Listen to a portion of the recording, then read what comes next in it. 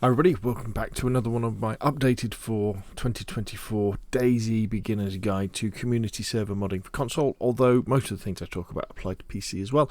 And in this one, we're going to talk about that very exciting subject, which is custom structures and how to add those to your server. Kind of how to build them a little bit. We're not going to go into much details about that. That requires a separate series of videos. But before we get started, in the description below this video, you'll see a link to this playlist, which is all of the videos I've done so far that I've updated for 2024 for modding your DayZ community server for PlayStation, Xbox, and I guess PC as well. So if you want to look through all the different video tutorials, have a look at that. Also, there'll be a previous and a next video.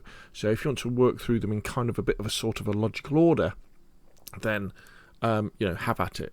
That's the way that you could do it. So we have this rather wonderful ability in DayZ to add structures to the map, and we can spawn them in using object spawner files, object spawn JSON files. Now we can create those files sort of manually, but the DayZ standard way of doing it is with the amazing DayZ Editor mod for PC DayZ by Inclement Dab. So you need to own a copy of DayZ on PC, and you need to have a PC that can run DayZ, obviously, to do it, and you download it and you can run the mod. Now, I'm not going to go into details on how you actually use DayZ Editor in this video, because the idea with this series of videos is they're a beginner's guide and we're getting into more advanced stuff here.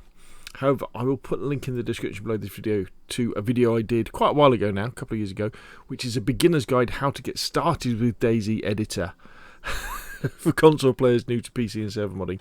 So once you're happy with your server and you're happy with the loot and the events and all that sort of stuff, and the gear that people spawn in with, and you think actually we could do with a few more buildings, then I would say have a go at this.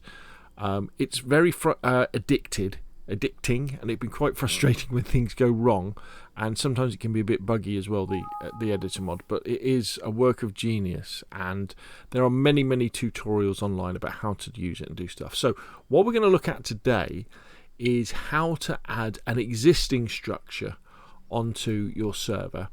And so what I've got here, and this is linked in the description of this video as well, is a set of what I call Pioneer Core tents with building resources for churnerers. So what I need you to do is go to the link in the description below this video, and you're going to click on code, and you're going to click on download zip. That's going to download to your local computer eventually. Is it quite big? There's a few photos, I guess, that will actually make up quite a lot of space. And so let's go into our downloads folder, and let's cut that out. And let's go to a folder that we can create just to play around with. So let's create a folder here, new, and we're going to call this Pioneer Tents. And let's paste that in there. And then we're going to right click and we're going to extract it here. And there's the folder there that we can go into. Now, the only really important file that excuse me, that does the work in this particular example is this one, churnbuildertents.json, and the README tells you what to do. But if you click on the pictures, you can look through at these sort of things. And the idea with these tents is they spawn in all around the map on Churnerous, and they've got loads of building gear on. So especially if you've got like a PvE server where people are building, these are a great addition because it helps the people find stuff. Now, it's important to note that the loot that is with these tents spawns in via the object spawner. It doesn't spawn in via the central loot economy. That's very important, because the loot that's with these tents isn't controlled by the central loot economy. When you get into advanced creating advanced structures, say you're adding things like these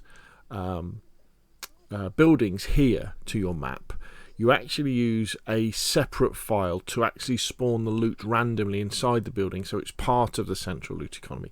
But yeah, we're getting into more advanced use. We don't need to talk about that in this video. As you can see there, they're kind of all over the place. And there's the stuff that's kind of inside, and this is where they are on Churnerous as well. So you could share that on your server if you wanted, so people could go there and get planks and barrels and all sorts of cool stuff to help them build stuff.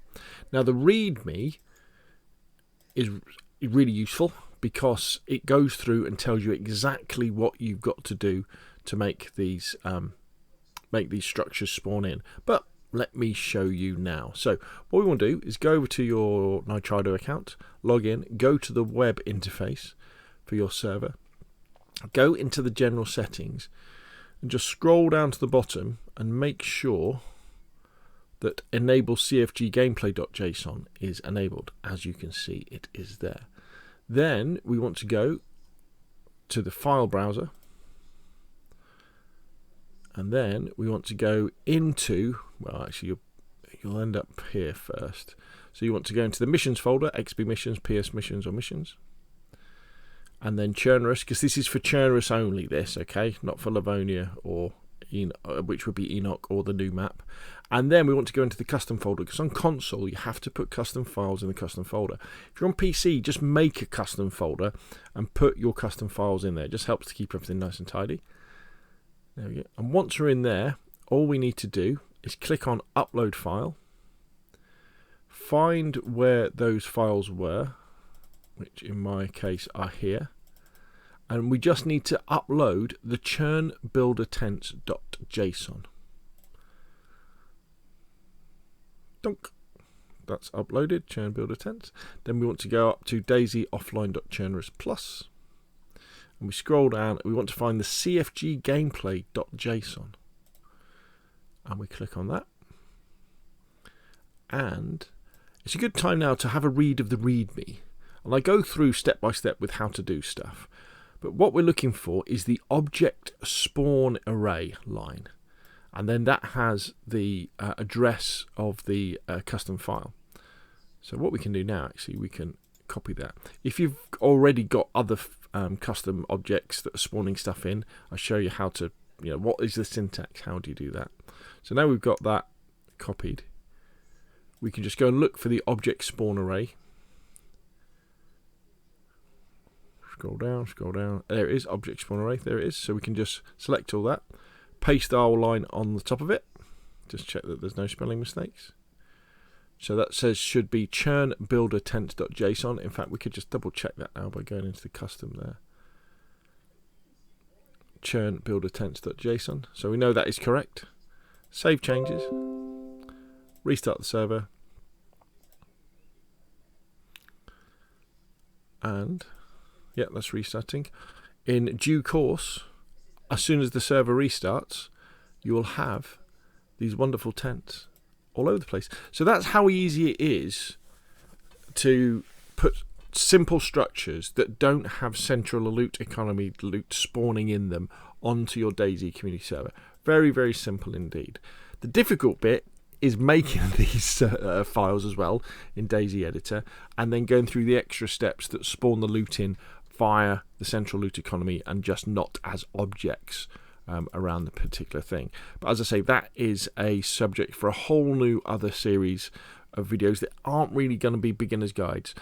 I'd rather you kind of went through and got all the other bits of your server ready and good to go, and you're familiar with your types.xml and your events.xml and your fresh spawns, what the loadouts that they're on, and the amount of loot boosting you've done, and the length of the time of day, the length of the time of night, all these sort of things.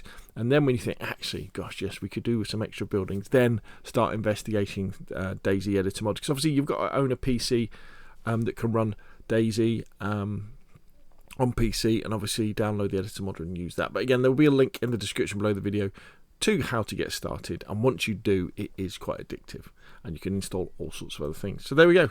Hope you found this video useful. If you have, hit like. If you want to see more of the same, press subscribe, and of course I'll see you again soon.